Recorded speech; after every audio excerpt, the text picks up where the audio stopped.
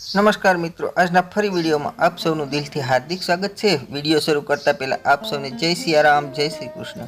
Video में जोई शको छो धूळियो रस्तो अने गरણીય गाઢ जंगलनी वच्चे आपणे एक एवी जग्यानी मुलाकात करवाना छे ज्यां एवा एक साधु संत बिराजे छे अने एमनी पण आपणे आ जग्यामां मुलाकात करीशुं। तो आपणे अत्रे आवी पहोंच्या छे जे संतनी कुटिया छे त्यां अने हवे आपणे आगळ जईशुं अने संत महात्मा साथे तमारी मुलाकात करावीश। तो विडियो में अंत सुधी बन्या रहेजो। आम तो आ स्थळ आवेलुं छे गीर सोमनाथ जिल्लाना सूत्रापाड़ा तालुकाना धामड़ेस गामे। त्यां तमारे पहोंचवुं होय तो सूत्रापाड़ाथी आवता लोढवा गाम आवशे। लोढवा गाम अने धामड़ेस गामनी वच्चे आ सुंदर मजानी जग्या आवेली छे। जे जग्यानुं नाम छे आम तो लाहनुं तळाव एटले के पांडव सरोवर अने अहींया तपसी बापूनो आश्रम छे अने अत्यारे महंत श्री कुंदनगिरी बापू अहींया बिराजे छे। तो आपणे जईशुं अने कुंदनगिरी बापू साथे वातचीत करीशुं अने एनुं आध्यात्मिक ज्ञान छे एना विषे तमने आ विडियो में बतावीश। तो विडियो में अंत सुधी आप सौ बन्या रहेजो। जोई शको छो सुंदर मजानुं आ तळाव जे पांडव सरोवर अने लाहनुं तळाव अहींयानुं स्थानिक नाम छे। तो तमे जोई शको छो केटली कोठाहूज अने सूझबूझथी आ तळाव बनाववामां आव्युं हशे। कहेवाय छे के पांडवो द्वारा आ तळाव बनाववामां आवेलुं छे। अहींया तमे क्यारेय पण आवो तो एकदम प्रकृति सोळे कळाए खिलेली जोवा मळे छे। कोईपण समय आवो तो सुंदर मजानी प्रकृतिने अहींया दर्शन थाय छे। अंदर काजबाओ, मगरो अने अनेक जलचर प्राणीओ अंदर रहे छे। तो खास ध्यान राखवुं, मगरथी पण ध्यान राखवानुं। अंदर घणी बधी मगरो पण अहींया રહેતી होवाथी ए पण एक विशेष ध्यान राखवुं जरूरी छे। बाकी आ प्रकृति वच्चे सुंदर मजानुं तळाव छे अने सुंदर मजानी अहींया संतनी आ जग्या छे।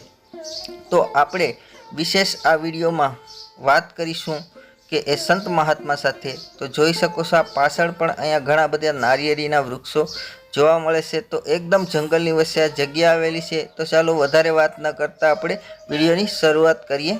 तो विडियो में बन्या रहो। तो नमस्कार मित्रों, आपणे अत्यारे जे लाहनुं तळाव अने कुंदनगिरी बापूनी जग्यामां छे। कहेवाय ने के संत नो हो संसार में ने तो जली जात ब्रह्मांड आ तो ग्लान केरी लहर अने ठार ठामो ठाम एवा अहींया आ पौराणिक जग्या छे अने आ तपसी बापूनुं सानिध्य छे अने कुंदनगिरी बापू छे एनो आपणे सत्संगनो थोड़ोक लाभ लेशुं। तो चालो तमने पहेला थोड़ीक आ जग्याना दर्शन करावी अने पछी बापूनो आपणे थोड़ोक आध्यात्मिक सत्संग सांभळीए।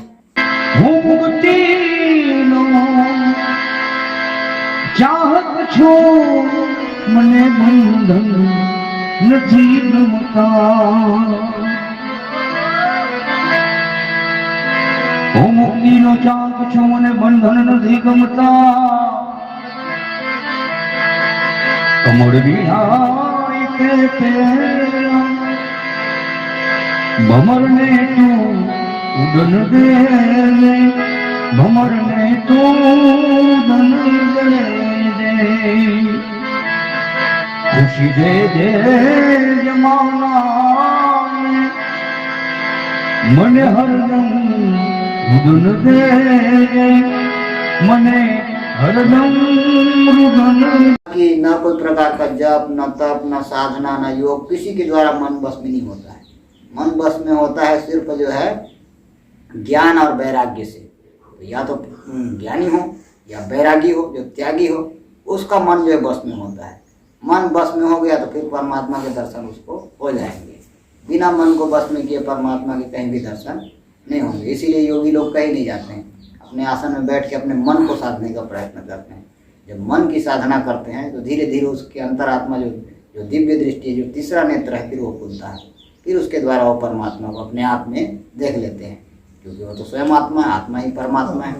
तब आत्मा है जो परमात्मा है, तो मनुष्य भी स्वयं आत्मा का स्वरूप है।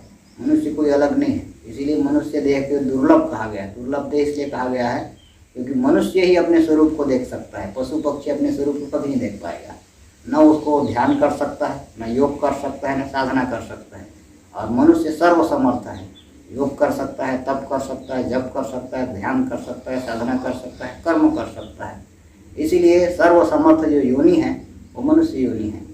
तभी जो है रामचरितमानस में कहा गया है कि बड़े भाग मानुष तन पावा, सुर दुर्लभ सदग्रंथ है गाया, गोस्वामी तुलसीदास जी। क्योंकि मनुष्य जैसा भाग्यवान कोई है ही नहीं।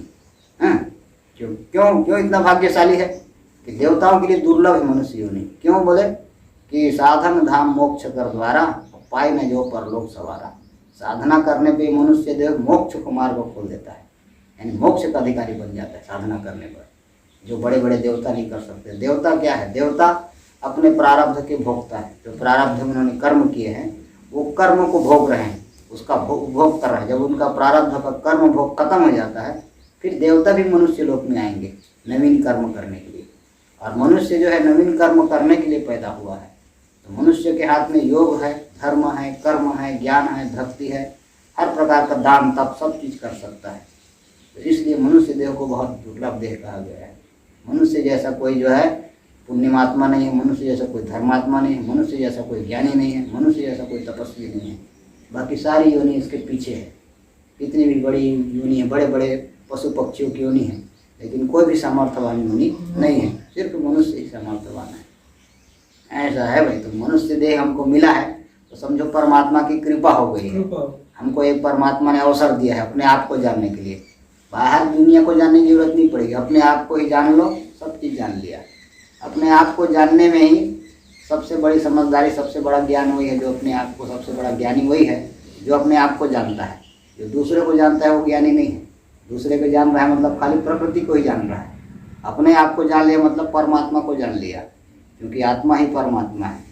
हाँ, ईश्वर अंश जीव अविनाशी, इसीलिए कहा गया ना, अगर ईश्वर का जो अंश है जीव है, मतलब जीव जो है ईश्वर का अंश है, तो जिस तरह से ईश्वर अविनाशी उस तरह से जीव अविनाशी है। लेकिन ईश्वर और जीव में अंतर क्या है? ईश्वर जो है असीमित है, उसकी कोई सीमा नहीं है। जीव की एक सीमा है। जैसे हमारा शरीर है, हम देख रहे हैं हमारा नाम फलाना है, हमारा गांव फलाना है, हमारा देश फलाना है, इसकी एक सीमा है। और परमात्मा कोई सीमा है, वो सीमा से पर है। तो इसलिए जो है जिस दिन जो है अगर जीव को ईश्वर बनना है, शिव बनना है, तो अपने को भी जो है उसी शिवत्व में लाना पड़ेगा। जैसे कि दरिया का पानी है और हाथ में हुआ लिया दरिया का जल है, दोनों जल में अंतर क्या है? दरिया की कोई सीमा नहीं है, लेकिन हाथ में जो दरिया का जल है उसकी सीमा है। उसको हम आकार देख सकते हैं, लेकिन दरिया का आकार नाप सकते नहीं नाप सकते। अब जिस दिन दरिया का हाथ के जल को दरिया में रख दिया जाए तो फिर दरिया हो जाता है। उसी तरह से जब हम अपने आप को परमात्मा में जब जाके समाहित कर देते हैं तो हम भी परमात्मा ही बन जाते हैं। इसीलिए हमारे धर्मशास्त्र में अहम ब्रह्मास्मि, अयम आत्मा ब्रह्म, तत्वमसि ब्रह्म, प्रज्ञान ब्रह्म क्यों कहा गया है? अयम आत्मा ब्रह्म, ये आत्मा ही ब्रह्म है। तो आत्मा ब्रह्म क्यों कहा गया है? क्योंकि भाई आत्मा के परे कोई है ही नहीं। आत्मा और परमात्मा में कोई अंतर नहीं है। जिस तरह से हमारा छाया बनता है, मनुष्य देह का जो छाया बनता है, तो समझो कि हम जो है परमात्मा है और वो जो छाया जो है आत्मा है। तो जिस तरह से छाया और जो छाया का जो प्रतिबिंब जिसमें पड़ के प्रतिबिंब छाया बन रहा है उसमें कोई भेद नहीं है, उसी तरह से आत्मा और परमात्मा में कोई भेद नहीं है, दोनों एक ही है। बस खाली उसको समझने का अंतर है। तो जो समझ गया तो उसका कल्याण हो गया। हमारी जो सीमा है वो तो हम ही तय करते हैं ना। मान लो मुझे 30,000 वाला नौकरी करना है तो उस सीमा तो मैंने ही बना दिया। मुझे 30,000 का नौकरी करने का मतलब है अपनी इच्छाओं के द्वारा, अपनी वासनाओं के द्वारा हम स्वयं का निर्माण करते हैं। सीमा में बांध देते हैं, अपने आप को सीमा में बांध देते हैं। फलाना मेरा नाम है, फलाना मेरा गांव है, फलाना मेरा देश है, ये अपने आप को जीव बांधता है सीमा में। अगर इस सीमा को से बंधन से मुक्त हो जाए तो वो स्वयं परमात्मा है, परमात्मा का ही स्वरूप है। जैसे छोटा बच्चा होता है, छोटा बच्चा को कुछ पता नहीं रहता है, जो गोद में खेल रहा है बच्चा, हाँ, तो गोद में खेल रहा है बच्चा तो ना उसका कोई नाम है, ना उसको कोई नाम याद है, ना वो उसका कोई किसी प्रकार का सीमा उसको याद है, किसी प्रकार का कोई वस्तु है, अबोध है। तो जिस दिन हम अबोध की स्थिति में पहुंच जाए तो समझो उस दिन परमात्मा का स्वरूप होगा। इसीलिए छोटे बच्चों को भगवान का स्वरूप कहा गया है, क्योंकि उसके अंदर कोई काम नहीं होता है, उसके अंदर कोई क्रोध नहीं होता है, उसके अंदर कोई लोभ नहीं होता है, किसी प्रकार का उसके अंदर अहंकार नहीं होता है, तो सारे दोषों से रहित हो जाता है वो। जब सारे दोषों से वो रहित हो जाता है इसीलिए उसको भगवान का स्वरूप कहा गया है। तो मनुष्य जिस दिन सारे दोषों से रहित हो गया, काम क्रोध लोभ मद मोह से, अहंकार से जिस दिन रहित हो गया, उस दिन वो स्वयं परमात्मा का स्वरूप हो जाता है। परमात्मा कहीं अलग नहीं है, परमात्मा ही हमारे अंदर ही और हम ही है। जिस दिन ऐसा हमारा वृत्ति बन गया, ब्रह्माकार वृत्ति बन गया, उस दिन स्वयं परमात्मा हो गया। ठीक है हमारी